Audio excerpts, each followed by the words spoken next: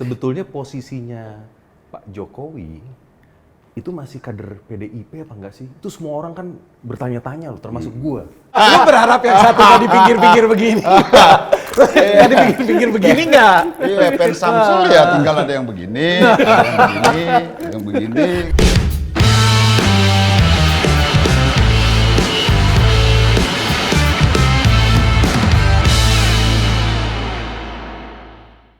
Bro, Yes. di episode ini kita kedatangan. Iya dong. Kedatangan legend Korea. Korea. Waduh, legend pergerakan tahun 98. Selain Oh dia bang hebat gua nih. Gua kenal dia. Wah. udah lama banget Udah ya? lama. Berarti ketahuan Ngikutin umur lo dong. dia. Oh, ngikutin dia. Iya. Yuk, kita kenalin dulu siapa? Boleh. Bang Masinton. Sinton. Siap. Aduh. Tiga. Bang, lo Bang. dapil mana, Bang? Ini nggak Oh. apa-apa lo promosi di sini. Iya, nggak apa-apa. Bebas di sini. Ini apa juga boleh ngomong bang? Ini Jatuh nih. ke jurang udah Yo, biasa bang sini. Jakarta. Ini dapil gua. Oh, Ini Jaksel ya. Jaksel. Ya, nah, Jaksel gitu ya. Jaksel, pusat luar negeri ya? Iya, Jakarta berarti- Selatan, Jakarta Pusat dan luar negeri. Jakarta 2 lo. Yes. Oke. Betul. Nomor urutnya berapa? 7. 7. Guys, coblos tuh, Mas Sinton. Bang. Dia harus ada lagi, di Harus sana. ada Karena lagi. banyak cerita kita dengar di sana. Dia harus lanjut. Kalau enggak, Terima kasih. Bang, Ya. tapi gue mau tanya nih Bang, lo waktu itu kan awalnya kan inisiator nih, Iya. Iya kan, inisiator untuk apa sih keputusan MK itu tuh, iya kan, apa tuh? MK itu kan memutuskan dibolehkannya usia calon presiden di bawah 40 tahun. Calon wakil. Calon presiden dan presiden, calon wakil dan wakil presiden. Oke, terus gimana Bang? boleh 40 tahun kalau pernah terpilih, dipilih langsung oleh rakyat gitu, Ya. baik melalui DPRD maupun pemilihan kepala daerah. Perangkat daerah. Nah, itu kan kemudian orang bertanya, ini keputusan buat siapa sih? Keputusan ini kok maksain gitu ya. Iya. Nah, kemudian beberapa hakim di MK kan juga mempertanyakan itu. Iya. Iya kan? Iya. Nah, ada kejanggalan di sana. Kemudian ketika banyak masyarakat mempertanyakan, dibentuklah Majelis Kehormatan kan. Iya. Majelis MK. Kehormatan. MK itu ya? MK itu. Mahkamah Sip. Konstitusi MK. Terus? Kemudian hasil proses pemeriksaan etik di sana terjadi pelanggaran etik berat Iya. terhadap ketua MK yang notabene adalah paman dari salah satu kandidat yang ikut kontestasi capres cawapres. Sebut aja Bang sekarang Gibran ini. itu, pamanku. Oh itu ya? Iya, Oh. pamanku Usman itu. Iya, paman Usman. Nah itu kemudian kan buat etika itu kan sesuatu yang harus, Pak. Iya. Karena Iya. etika itu adalah bagian keadaban. Betul. Iya kan? Iya. Nah, pasal-pasal dalam hukum itu kan itu teknis saja. Semuanya kan norma utamanya adalah etika kan, yang Betul. diturunkan dalam bentuk pasal. Nah, ketika itu dilanggar, ya udah, runtuhlah, gitu kan? Ya. Persoalan etika tadi itu. Nah, sederhananya kan begini. Kemudian itu digunakanlah untuk pencalonan. Iya. Salah satu paslon. Salah tuh. Iya, yang dibilang ini dikamuflase lah kan, ini buat anak muda apa segala macam, anak muda yang mana yang gunakan putusan itu. Iya kan? Putusan paman itu kan buat ponakan, udahlah kan gitu ya. Dan banyak Faktanya kan begitu. Iya, dan banyak anak muda yang nggak merasakan bahwa itu untuk dirinya, Bang. Oh, Itu iya. benar-benar banyak anak-anak muda yang wah malah. Betul. Jadi kalau diibaratkan Bang, putusannya itu, kalau misalnya barangnya itu barang ilegal. Nah ini kan yang nyelundupin itu kan udah ketangkep. Lah iya, tapi terus? barang selundupan ini kan udah di packaging nih. Iya kan, di packaging udah dilegalkan sama BPOM, kan itu ya? Oke. Iya kan, BPOM-nya itu KPU tuh. Oke. Iya kan? Oke. Boleh nih mendaftar katanya kan? Ya, udah ketemu. Beredar, udah jadi bumbu penyedap itu. Oh ini berarti udah ke pasaran nih, udah beredar Wah, nih. udah beredar di pasaran kan. Udah beredar di pasaran, udah jadi bumbu penyedap lagi, udah masuk. Udah diolah jadi bumbu masakan gitu kan, dimakan. Nah, kemudian oleh Majelis Kehormatan ketangkap nih penyelundupnya kan gitu ya. Nah, salah nih penyelundupnya nih. yang Sudah membolehkan diputus itu salah masuk. loh. Iya, Iya. tapi barang udah di Udah packaging dan udah dilabelin BPOM, iya kan? Iya. KPU ya tadi itu kan. Ya. Udah dicak-cak gitu, Iya. gitu Ya, kayak ya, penyedap ya. gitu kemana-mana. Ini kan barang ilegal ini. Ya. Iya kan? Iya. Tapi sudah dilegalkan, kan gitu ya? Iya.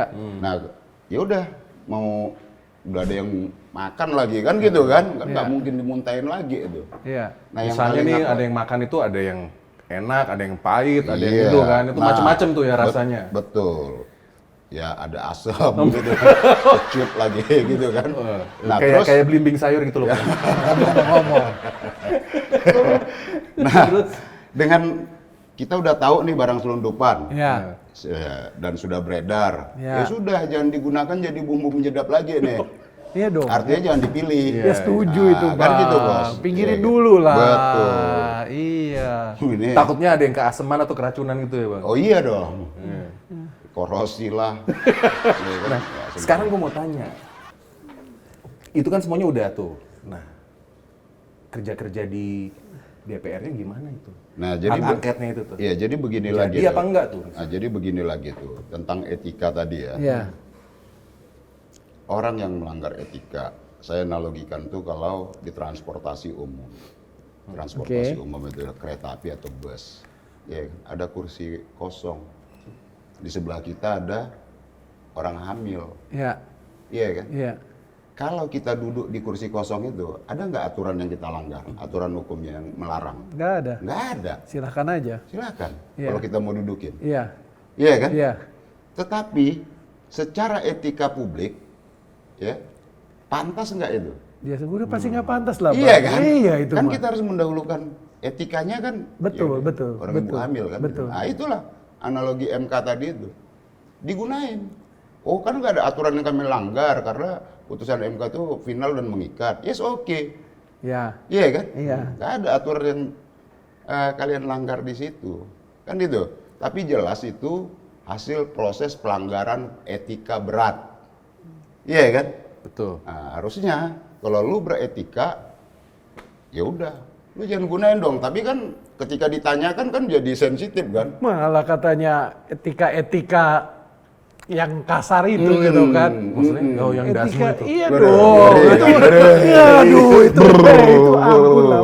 Masa Atur. etika dibilang bahwa, ya udahlah kita Nah, nggak itu usah di- bahas, Bang. Di debat atur itu. pertama dia malah komen begini, Bang, masalahnya ya. Jawaban dari lu itu. Kalau emang nggak setuju, ya jangan coblos doi dan wakilnya. Dia bilang begitu, Bang. Lah iya, itu kan udah teknis. Iya kan? Kan itu udah teknis. Lu kalau nggak setuju jangan coblos. Awalnya dong lu jangan gunakan itu kalau lu menjunjung tinggi etika. Betul. Iya kan? Ah gitu Iya. Om. Iya kan? Karena Berarti. hari ini etika itu dikesampingkan, kita bisa bayangkan itu. Ya. Kalau kemudian kepemimpinan di Republik ini dipimpin oleh orang yang mengabaikan etika, bahkan tidak beretika.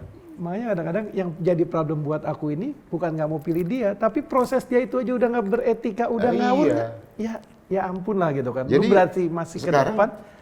Sekarang lucunya lagi gini Om, ada dua isu lah kalau kita lihat ya, Iya. ya debat kemarin ya, Iya, iya. ya jadi sensitif gitu kan. Satu isu HAM, satu persoalan Tanyain etika. Ganjar tuh. Iya kan? Heeh. Nah, ketika HAM, dibilang ini tendensius. Itu bukan tendensius. Persoalan hak asasi manusia itu persoalan yang prinsip, Iya. kan gitu. Dan itu universal, dunia internasional Iya. mengedepankan itu. Nah, ketika ditanyakan bagaimana nanti kalau Bapak terpilih, apa mau membentuk peradilan HAM? Iya. Iya kan, pengadilan HAM. Kemudian pengadilan terus mencari orang yang Hilang 13 orang itu. yang masih hilang, Nah, betul. ini tendensius katanya. Itu bukan tendensius dan kemudian orang suka salah ya dengan propaganda yang dibangun. Oh ini isu 5 tahunan. Bukan. Pertama itu adalah kenapa hari ini menjadi isu politik ya muncul 5 tahun karena disinilah diuji pemimpin komitmen dan konsistensinya terhadap hak asasi manusia, terutama penyelesaian kasus-kasus HAM di masa lalu. Iya. Nah sebenarnya kalau ini kan persoalan negara yang abai, Iya. iya kan? Benar-benar. Negara yang tidak mau menyelesaikan persoalan HAM ini. Nah kalau umpama persoalan HAM ini di masa lalu ini dibawa ke pengadilan HAM ad hoc, Iya. proses peradilan itu kan bukan penghukuman, Pak.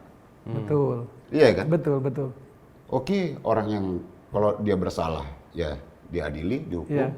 Iya kan? Iya. Ya kalau tidak bersalah ya dibebaskan dari berbagai tuduhan. Jadi nggak ada lagi Clear ya, jadi iya clear. kan? Nggak ada lagi tuh dibawa jadi goreng-gorengan isu politik, asumsi-asumsi. Nah, kemudian kalau bersalah, kita juga bisa mengambil jalan seperti Afrika Selatan, rekonsiliasi. Iya, Rekonsiliasi. iya, iya.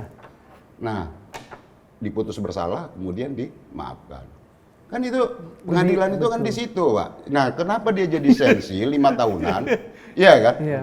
Padahal isu HAM, kemarin itu apa? Isu HAM, pemberantasan korupsi, isu demokrasi, Iya. pemerintahan, Iya. kerukunan warga, Iya. kan gitu. Iya. Ini kadarnya sama, Pak. Iya, Tiap isu ini. Kenapa ketika HAM menjadi sensitif dibilang tendensius? Iya. Karena kontestannya yang diduga terlibat dalam penghilangan paksa di masa lalu. Apa yang bisa- itu mencalonkan lagi bapak itu. Nah itu dia, selama 5 tahun ditanyain emang karena yang Belum- nyalonin doi lagi, makanya Iya. ditanya. Tapi memang karena belum kelar, mau siapapun yang mencalonkan Iya. nggak ada dia pun, saya yakin akan ditanya-tanya lagi. Gitu. Iya, Iya, tapi benar. tapi nggak akan sesensitif.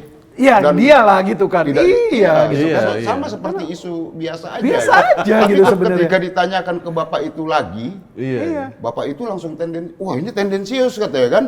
Dianggap nyerang dia, padahal bukan. Betul. Gitu loh. Setuju. Iya kan? Iya, setuju. Kalau itu ditanyakan sama kandidatnya, bukan bapak itu lagi. Iya. Iya kan? Iya. Bapak yang lain gitu ya. Enggak, isu HAM itu enggak akan sesensitif itu. Coba nariknya kalau- gimana? Coba gini. Lo kan sama-sama gemoy katanya. Tadi kau udah latihan gimana? Oh, ayo. Oh, itu bagiannya Mas Sinto. Oh, iya.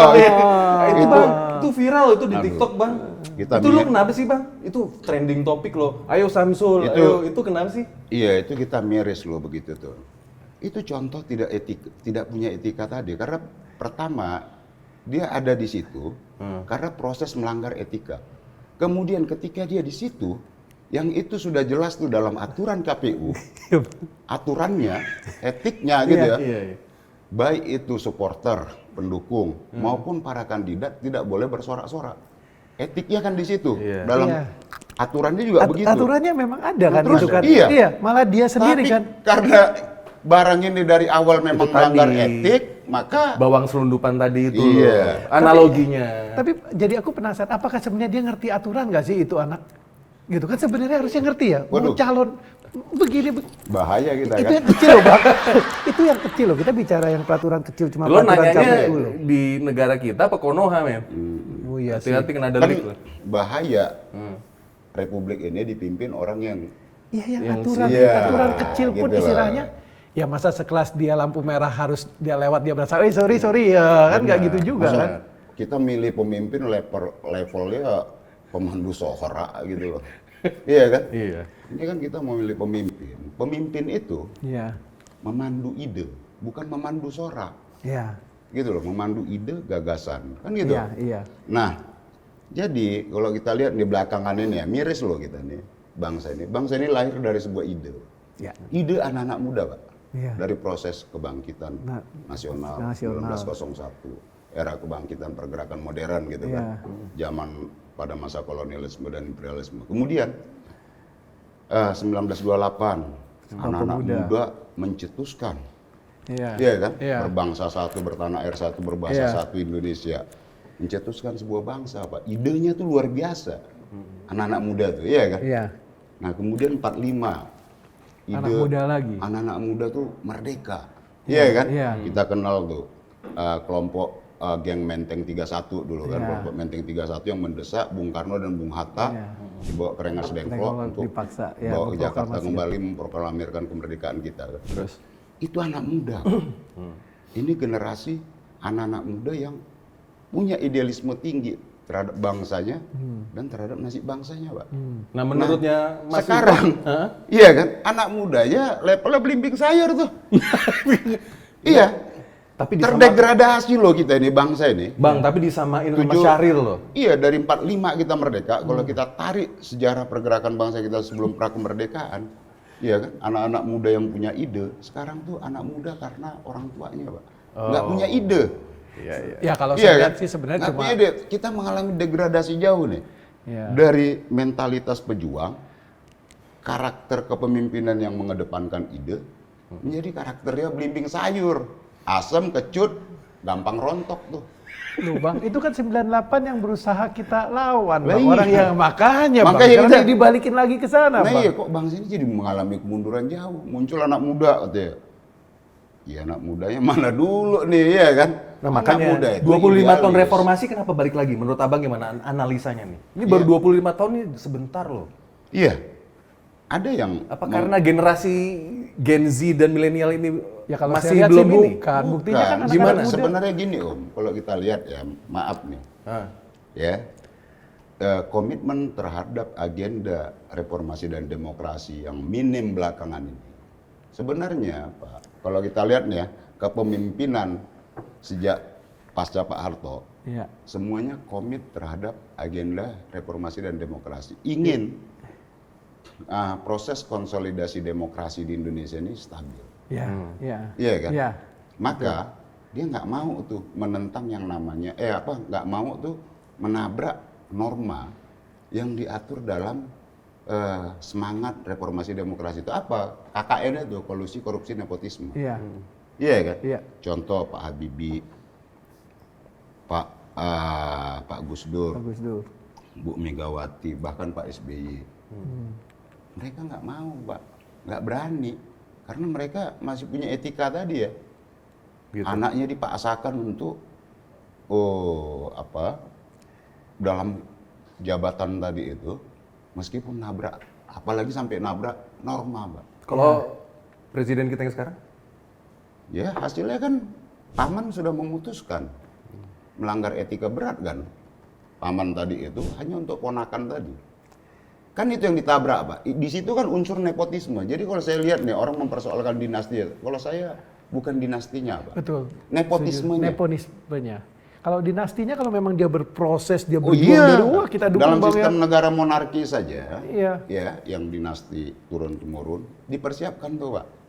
Putra mahkota, itu pasti dikader secara bagus. Sekolah, Ada tour of duty-nya ya? iya betul, Iya. kepemimpinannya, Kepemimpinannya, kepeduliannya, cara diterjunkan. pidatonya, Iya, cara betul. berbicara di publik semua. Ya udah kayak ini, misalnya Ibu Puan, terus Ibas itu juga dikader juga loh. Oh iya, dan Beneran. beliau-beliau bukan karena faktor nepotis, Betul. bahwa mereka anak presiden dan menjadi pejabat bukan karena faktor nepotisme. Ya. Bu Mega dengan Mbak Puan. Mbak Puan jadi anggota DPR, Iya. itu setelah Bu Mega tidak jadi presiden. Nepotisme itu kan karena faktor kuasa dan jabatan, Mbak. Ya. Gitu loh. Apakah Bu Mega dan Mbak Puan nepotisme? Tidak. Iya. Karena jabatan tertinggi bukan ada di Bu Mega. Iya. Nah gitu loh. Apakah Pak Bung Karno sama Bu Mega ada faktor nepotisme? Enggak. Pada saat Bu Mega bapaknya berproses, menjabat iya. itu, Ibu Mega belum. Iya Bang. betul. apalagi Bu Mega Jadi nepotisme itu berjuang-juang. Iya. dalam konteks negara, Pak. Pejabat negara yang menggunakan pengaruh kuasa dan jabatannya untuk kepentingan golongannya dan kepentingan keluarganya, itu nepotis. Itu yang kita lawan Bang ya. Ah, Kenapa? itu Pak. Itu yang nggak boleh. Nah, kalau putusan MK kemarin itu jelas, Pak. Nabrak itu semua tuh KKN itu. Iya. Karena 98 kan kita udah komitmen anti KKN kan. Iya. Kolusinya ada. Orang ada faktor membuka ruang intervensi dari pihak luar tuh ke MK. Itu Iya. berdasarkan kata MK. Iya. Majelis Kehormatan ya, Majelis MK. Kehormatan, MK. iya, putusannya Di situ betul. kolusinya. Iya. Nepotismenya jelas. Putusan itu oleh paman ke ponakan. Ya, memang- Korupsinya itu putusan untuk publik, bukan untuk prepat. Ya. Jadi memenuhi unsur itu, Pak. Ah, itu. Balik lagi karena Iya. itu Abang di DPR dan teman-teman Iya, saya mendorong ini harus dilakukan penyelidikan. Wacana tadi itu, hak angket tadi Iya. itu ya? Hak angket putusan MK itu? Ya, bukan terhadap putusannya, tetapi terhadap proses-proses. Prosesnya, di dalam- proses-proses di- Ya, terhadap KKN-nya lah yang mau kita ini, gitu loh. Ini kan bahaya. Nah, jadi kok kita dipimpin begini nih, gitu loh. Jangan mengalami Terus perkembangannya gimana, Bang? Nah, perkembangannya sekarang kan semua konsen pada pemilu kan, politik elektoral ini kan. Iya. Semua anggota DPR itu rata-rata nyalon kembali, dicalonkan kembali oleh partainya kan. Kedapilnya lah konsen di sana, kampanye kan. Nah, kalau fokus kita ya memenangkan partai, menangkan kita juga dicalonkan kembali dan juga menangkan Pilpres Pak Ganjar dan Bang. Prof Mahfud. Ini ada pertanyaan yang Ya. menggelitik gua sebetulnya. Sebetulnya posisinya Pak Jokowi itu masih kader PDIP apa enggak sih? Itu semua orang kan bertanya-tanya loh, termasuk gua. Ya, Kalau menurut analisanya Bang Masinton, itu seperti apa posisi sekarang? ya harusnya masih dong. Seharusnya itu. Harusnya. Kan gitu. Tapi nggak tahu deh. Masih belum tahu juga kalau Luar Ya tergantung beliau Iya, kan. makanya yang luar Kalau undang kita dia. jangan- Dia harus undang. Bang, nah karena ini ada tanyakan ke beliau. Marka ke beliau. ada gitu. perkembangan yang kalau menurut gua kok sedih juga gue. Kayak misalnya gini, satu penurunan baliho nih, khususnya paslon nomor 3, 03 ya kan. Nah terus pada waktu Mas Ganjar itu kampanye di beberapa titik, nggak lama beliau juga ikut kampanye di posisi yang Menyisir. nah itu Kayak sweeper ya. Nah ini sebetulnya menguntungkan karena ini kalau menurut dari Bang Masinton ini kalau memang satu kader berarti kan kita malah alhamdulillah. Tapi ini kok kayaknya berkesan kok sebaliknya. Menurut Bang Masinton gimana? Ya, kayaknya beliau ngikut Pak Ganjar kayaknya. Saya setuju Bang. Iya, benar Bang. Iya. Kita lihat, Berarti kan iya. Pak Ganjar di depan. Di depan. Iya. Jadi sekarang yang di belakang siapa? Yang ikut siapa Yo, gitu iya. kan. Itu.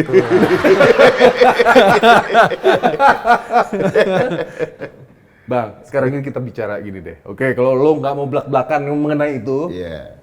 kita bicara survei. Ya kalau kita pasti belak-belakan apa aja kita belak-belakan. Minum dulu. Minum dulu. Kita bicara survei, Bang. Iya. Kita bahas survei yang Litbang Kompas yuk. Itu menarik. Nah itu menarik Bang. Survei Agustus sama Desember, itu kok kalau gue lihat PDIP itu menurun ya. Yang di Desember itu. Nah ini banyak pertanyaan nih. Waduh, Jateng 31, sekian loh Iya, turunnya. iya. Wah ini gimana nih? Banyak yang khawatir. Menurut Abang gimana tuh? Jadi Analisanya Abang. kalau saya membaca survei Litbang Kompas itu, pertama itu yang disampaikan kepada publik, kepada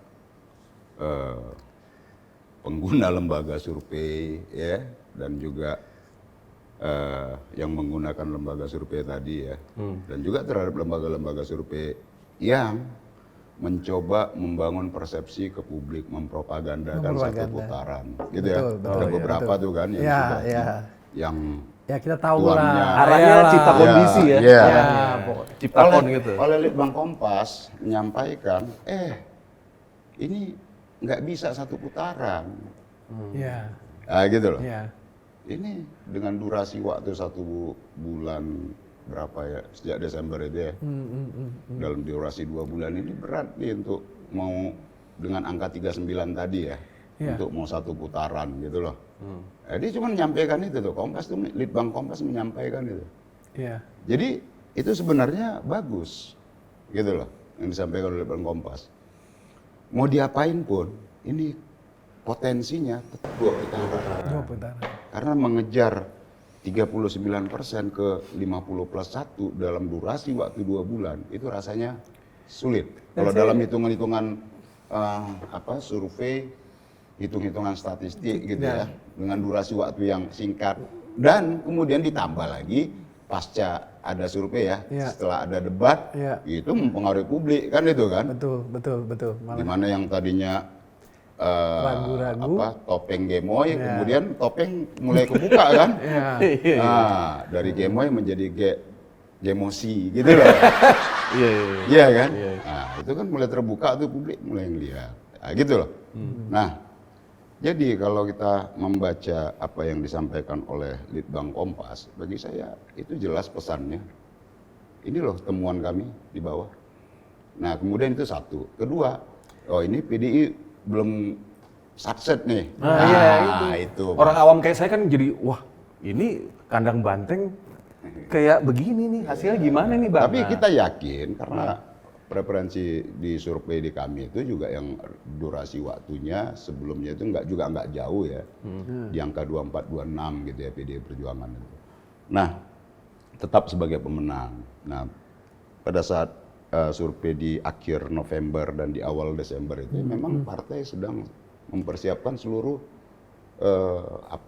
logistik, atribut apa segala macam untuk bergerak turun ke bawah secara serentak. Nah, sementara yang kelompoknya katakan tuh yang ada di 02 partai-partai ini ya segala macam itu kan sejak awal udah memang jor-joran gitu loh.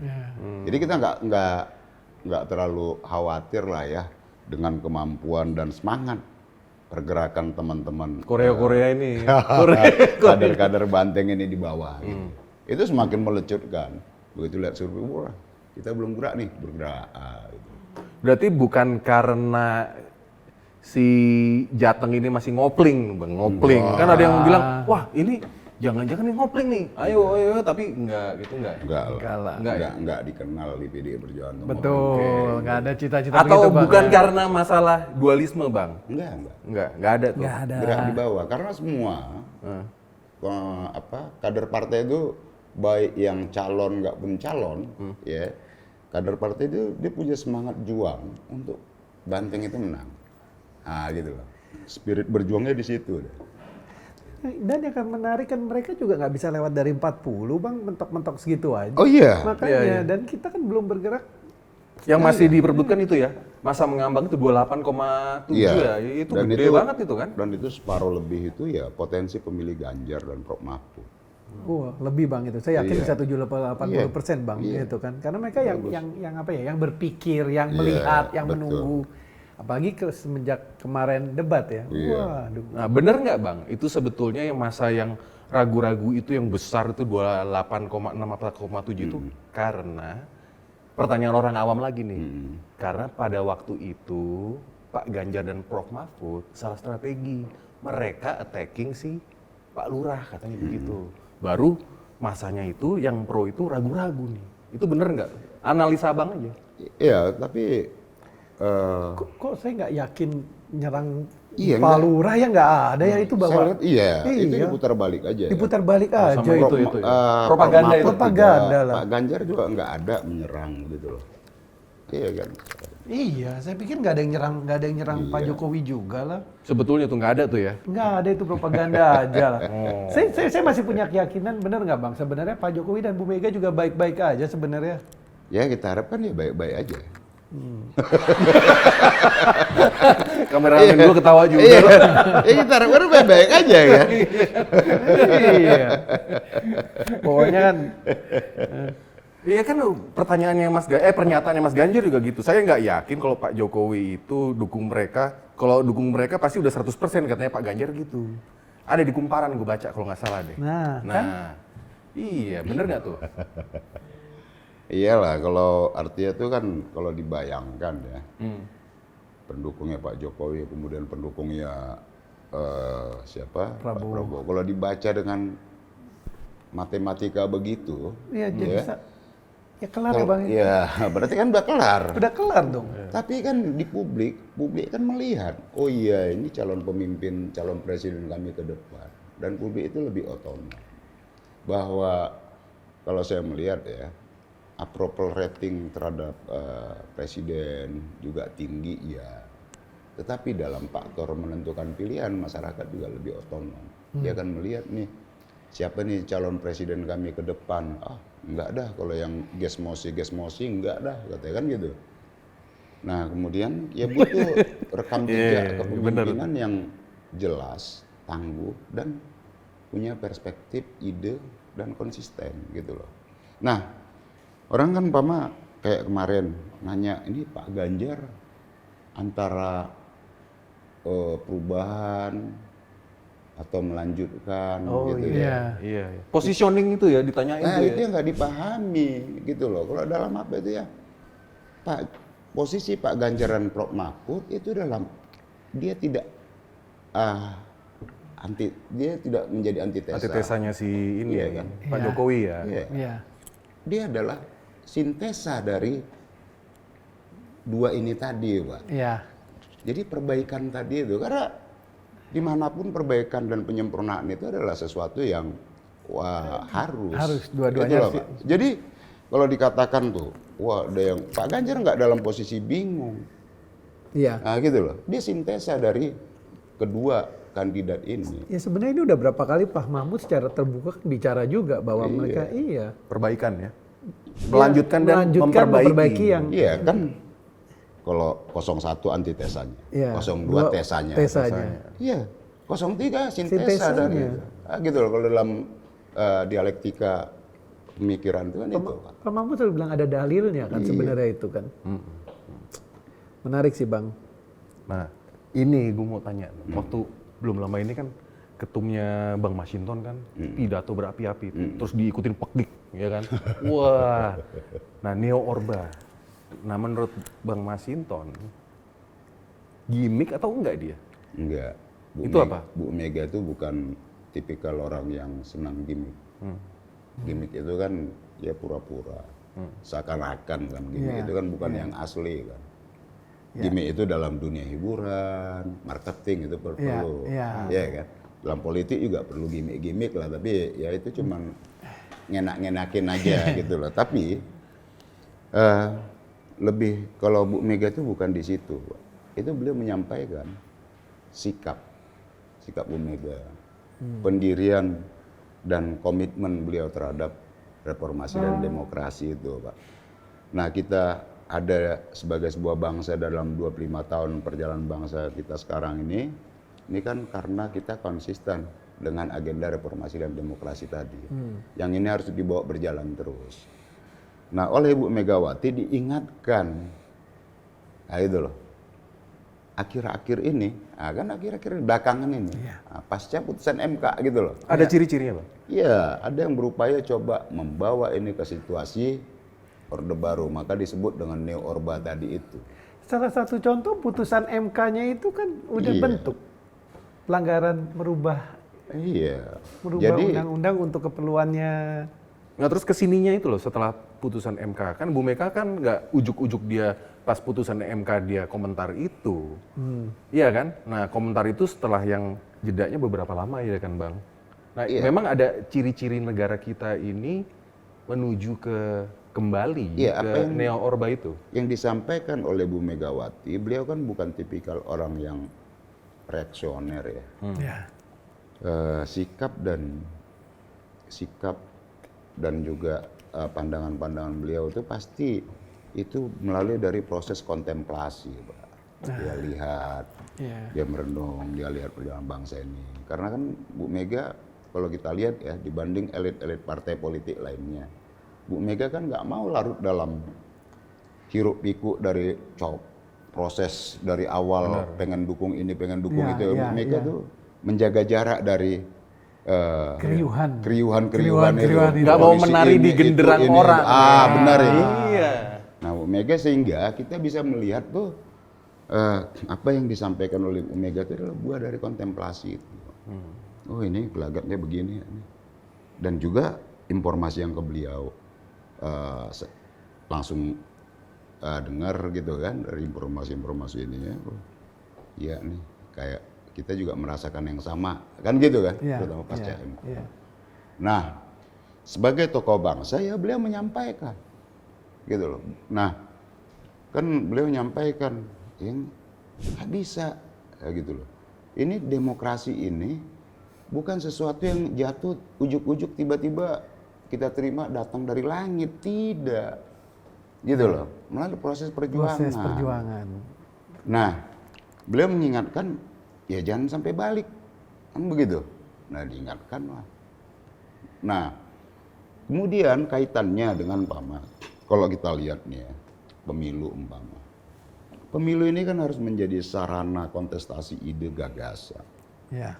Tapi kalau saya merasakannya nih, nggak tahu teman-teman nanti kan abang juga. Kok ini rasa-rasanya kayak agak beda ya? Ya. Iya kan? Iya.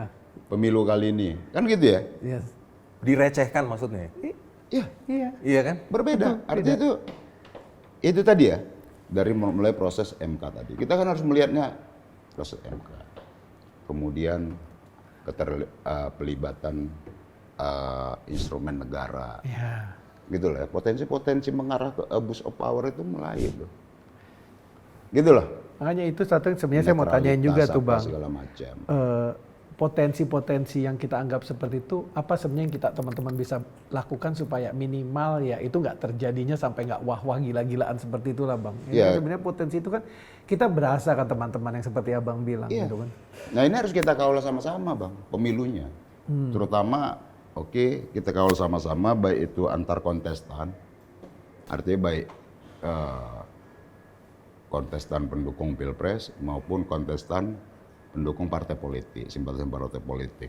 Dan elemen di luar itu, masyarakat sipil, akademisi dan lain-lain, pers. Apalagi pers sebagai pilar demokrasi tadi, yang harus menyuarakan fakta-fakta tentang pemilu ini. Nah, proses pemilu ini harus kita kawal betul, Pak. Kita kawal sama-sama. Jangan juga dibiarkan umpama, oh ini cuma urusan partai politik. Ya, ini hanya urusan para pendukung capres. Nah itu dia, karena gitu di komen-komen IG deh, dia bilang gini, itu berantem antar geng aja tuh, nanti bertanding juga bersanding lagi. Iya. Nah itu gimana? Iya sama aja, ntar juga ada temenan lagi. Udah. Aduh ya kadang-kadang. Kita santai aja cari duit lagi. Gitu. Apalagi itu tuh gimana tuh Bang? Apalagi kan kita ini banyak yang nonton sebenarnya anak-anak muda nih Bang. Yang milenial yang mereka tuh kadang-kadang apa yang harus mereka lakuin gitu loh. Gitu. Lihat begini nih. Pertama ya pemilunya nih Bang ya. Iya. Pemilu ini harus kita jaga agar dia tetap menjadi pemilu yang jujur, adil, dan berintegritas. Ini dulu kita jaga nih. Nah, kalau dia terselenggara secara jurdil, ya, dan integritas pemilunya bisa kita percaya, hasilnya, ya bisa kita terima. Siapapun yang menang dan Siapapun kalah yang itu. menang. Okay. Tetapi kalau proses pemilu ini curang, mengabaikan, mengenyampingkan faktor jurdil tadi, ya kita nggak bisa dong menerima hasil proses yang pemilu yang curang, gitu loh. Mau dikemas apapun, oh ini pilihan rakyat, ini proses demokrasi, pilihan, kan gitu ya. Nggak bisa Pak. Orde Baru menyelenggarakan pemilu. Iya kan? Apakah pemilunya jurdil? Tidak. Dia lagi menang ya Pak. Iya. Nah, kalau hasilnya curang, ya harus kita tolak. Masa kita dipimpin oleh pemimpin hasil proses pemilu yang curang? Nah itu dia Bang yang bikin Harus kita tolak. deg-degan itu. Orang awam nih kalau diibaratkan sepak bola nih, jangan sampai pas pertandingan itu gara-gara wasitnya ikut main, penonton jadi masuk lapangan. Nah itu dia. Nah, itu kan yang kita khawatir ya kan. Makanya. Yang lebih mengeri bukan wasitnya aja. Peraturan pertandingannya juga dia bisa bawa semua dia. Nah itu. Ya petugas VAR-nya juga udah. Gawangnya sana kecilan ya. Yang sini gedean ya. Jadi itu kan ciptakan 7070 ini. Jadi kalau gimana tuh Bang? Kalau ada yang melakukan itu di era reformasi ini, udahlah, itu berarti musuh demokrasi. Nah, kita sebagai elemen masyarakat sipil yang menjunjung tinggi prinsip-prinsip demokrasi ini harus kita tolak, Pak. Nggak boleh. Ini kita akan berada di dalam situasi yang bangsa ini nggak akan pernah maju, Pak. Kalau dia melalui proses kecurangan gitu. Nggak boleh. Kalau saya sih saya lawan lah. Iya kan? Iya. Kan itu. Iya, harus ya, dong, pilihan Bang. kita kan harus kita lawan, Pak. Iya. Harus sama-sama Minimal nih kita lawan. yang awam itu harus berani bersuara, jangan diem Iya, baik. terutama anak-anak muda harus berani menyuarakan kebenaran. Iya. Berani menentang kecurangan. Ya. Lagi ya kan? Berani melawan ketidakadilan. Itu prinsip. Apa buat saran kita. Bang Masinton nih buat Gen Z, milenial yang berani bersuara kayak anak-anak BEM itu, tapi tiba-tiba kok mereka itu pas cerita-cerita ke kita itu diintimidasi, Bang? Itu biasa dalam perjuangan. Jangan menyerah. Kata kunci itu. Jangan menyerah. Nah, tetap aja menyuarakan keadilan itu pasti ada konsekuensi. Ada konsekuensi. Tapi hadapi segala konsekuensi dan tantangan tadi itu. Jangan karena ancaman kemudian kita menyurutkan semangat perjuangan kita. Jangan. Terus gelorakan. Nah, gitu loh. Contoh Bang kita ini 98, makanya kita kan idola nih Iya, di makanya. 98 nih.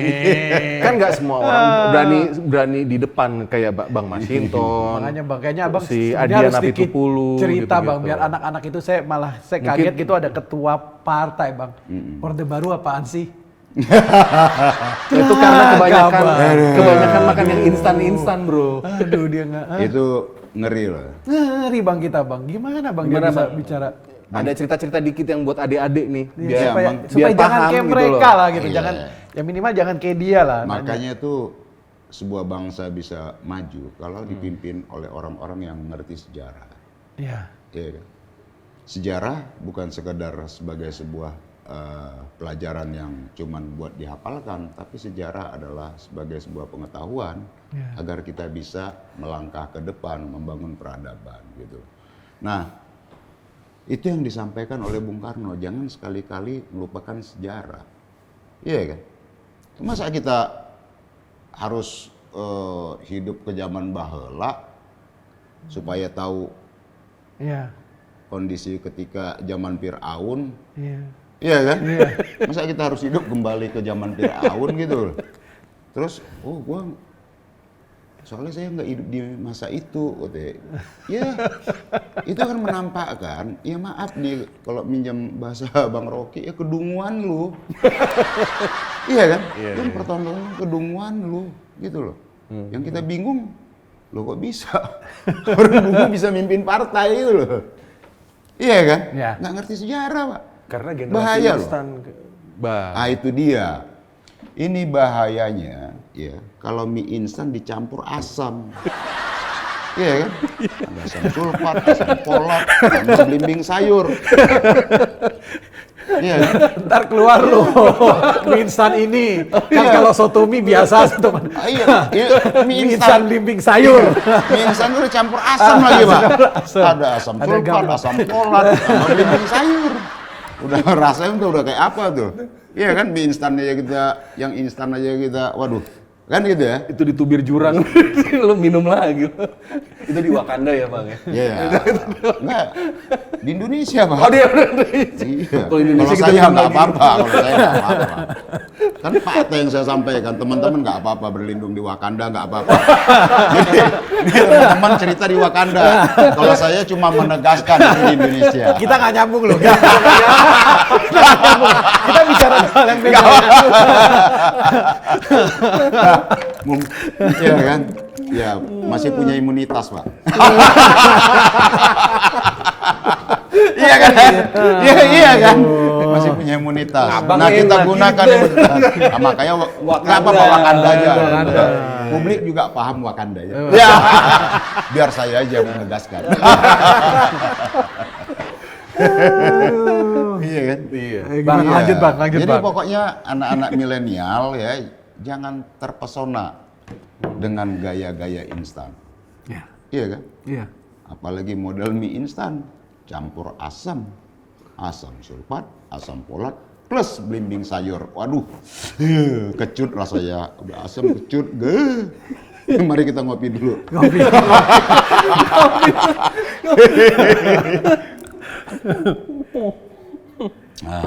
Bang, ini sekarang kita bicara topik debat cawapres nih. Ini pasti rame nih. Udah. Tanggal 22 nanti nih.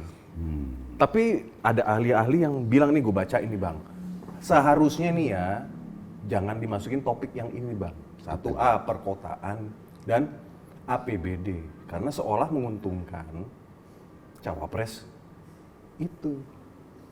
Kalau topik-topik ini memang sengaja dikondisikan. Menurut Abang gimana? Masih bisa dielaborasi. Soalnya itu lebih banyak suntikan APBN. Iya. Program-program pusat ke sana. Bukan karena APBD-nya yang mengalami peningkatan signifikan gitu loh. Tetapi apapun, kalau gue lihat cawapres nanti ya, itu kan debat ide, ya kan, yang terbiasa memandu ide, baik Caimin, Prof Mahfud, apalagi yang dengan jam terbang yang ini ya, dengan ya pemandu sorak. Nggak bisa dibohongin lah itu ya. Iya, itu ini memang sebenarnya nggak imbang. Iya, Iya, pemandu ide versus pemandu sorak. Iya. Kan itu ya. Nah, jadi kita lihat aja nanti. Kan selama ini kan selalu digaungkan. Wah, kalau apa itu ya, adu ide, adu gagasan. Ya udah, ayo keluarkan tuh ide dan gagasan. Iya kan? Kalau ada. Dia selalu bilang politik yang gembira yang marah-marah. Kita main sini ketawa-tawa, dia marah-marah terus. Ide, gagasan, ya kan, lahir dari pikiran. Iya kan? Jadi, ayo tampilkan bakatmu, ya kan? Yakin Bang, nanti tanggal 22 nanti Prof Mahfud akan menampilkan sesuatu yang beda. Pasti Prof Mahfud lahir dari ide-ide bernas beliau. Ya. Begitupun dengan Caimin. Jadi bukan dari hafalan yang dicekokkan timnya gitu ya. Nah itu akan beda, Pak. Pasti lihat aja tuh. Udah ngelotok yang satu. Yang satu ya, dia mengalir aja tuh. Mengalir aja. Yang satu tuh bakal mengingat apa yang kemarin di briefing tuh ya. Asam sulfat apa polat. Bisa salah sebut kan gitu kan. Nah itu, Pak. Ya. Ini. Tapi ada yang bilang bahwa si paslon itu memang low expectation. Jadi supaya penonton itu begitu dia bisa paparan sedikit aja sudah. Sweet gitu. Ayo. Akhirnya ganti si Samsul begini. Lu berharap yang satu tadi pikir-pikir begini. Tadi pikir-pikir begini nggak? Iya, pen Samsul ya tinggal ada yang begini, yang begini. Kan itu aja dari belakang ya kan. Karena kalau kita lihat tuh, itu tadi ya, pernah nggak sih kita dengar idenya nggak ada? Ya. Ada, pernah menyampaikan ide yang genuine, Satu yang dia tanpa sampaikan. teleprompter ya. Satu yang dia sampaikan Gitu loh. waktu Oh iya itu dia bocor itu aja. Ya enggak, aku nggak Ya, tahu. nggak Aku, bocor. Ada itu di meme, di meme itu ada. oh, saya nggak bilang ini. Maksudnya ide kalau yang bernas kan dia lahir dari pikiran. Iya. Bukan lahir dari teleprompter. Iya kan? Ide bernas itu lahir dari pikiran. Gagasan itu mengalir deh, Pak. Bukan karena layar teleprompter, gitu loh. Iya. Jadi kita nanti akan bisa melihat. Bayangin aja ide yang ditampilkan dia waktu dia deklarasi ternyata sudah programnya pemerintah saat ini kan. Kartu inilah, kartu itulah, apa yang dia bawa kan. Padahal dengan programnya Ganjar Mahfud cukup dengan KTP Sakti. Satu. Oh iya. Kelar. Apa dia ngomong apa? Satu Apa Pak Prabowo identitas. apa? Oh, apa? Tenang Pak Prabowo, saya udah di sini. Oh, sebetulnya bukan gitu ya, Bapak saya yang sudah di sini. Tapi keren tuh Bang. Jadi abang tadi ngomong satu kartu ya. Pak Mahfud sama itu, wah programnya dengan satu kartu beres semua. Iya, Sakti iya. itu, sakti. Kartu ini, kartu sehat, kartu anak, kartu anak presiden, kartu anak ini. Iya kan? Iya. Ya itu loh, cukup aja. Kebanyakan kartu itu nggak muat juga dompet kita. Iya. Iya kan? Iya. Gitu loh. Jadi ya cukup aja satu identitas, satu data tadi. data. Nah, itu yang direalisasi. Jadi semua KTP itu kan berfungsi dia sebagai SIM nantinya, berfungsi sebagai kartu berobat, iya kan? Iya. Gitu loh, Pak. Kartu pendidikan. Jadi ya simpel. Jadi kalau ada banyak jenis kartu kan bingung. Iya. Iya kan? Kartu anak stunting. Iya kan? Iya. Kartu anak presiden, kartu apa lagi tuh, kartu asem, kartu blimbing. Kan bingung gitu loh. Enggak, itu saya contoh-contoh jenis kartu aja tadi. Itu di Wakanda juga ada tuh kayak gitu. Wakanda. Tapi di Wakanda ya. Wakanda ada tuh. Ya, saya menghindari supaya kampanye Wakanda jangan terjadi di Indonesia. Gitu loh, Bang. Oh itu penting itu Bang, kita Iya. nggak mau Bang. Ya. Bang, nih pertanyaan terakhir nih. Iya. Ini pertanyaan terakhir. Apa pesan-pesan lo buat generasi kita lah, generasi milenial, Gen Z semuanya, lihat perkembangan fenomenal pilpres di negerinya Abang. Supaya nggak salah jalan. Minimal Kalau di mereka Indonesia, yakin bahwa ya kan yang dia pilih adalah memang yang sudah proses nih Bang gitu yang udah Yang benar yang gitu loh, benar bukan yang kemasan proses-proses atau apa. kemasan atau apa. Betul. gitu. Gimana tuh? Mari kita wujudkan. Mana? Kameranya? Teman-teman, kita berada di Indonesia nyata. Jadi perilaku di Wakanda jangan dibawa ke Indonesia nyata. Kita kuburkan itu perilaku yang selama ini muncul, perilaku Wakanda itu, Konoha dan lain-lain.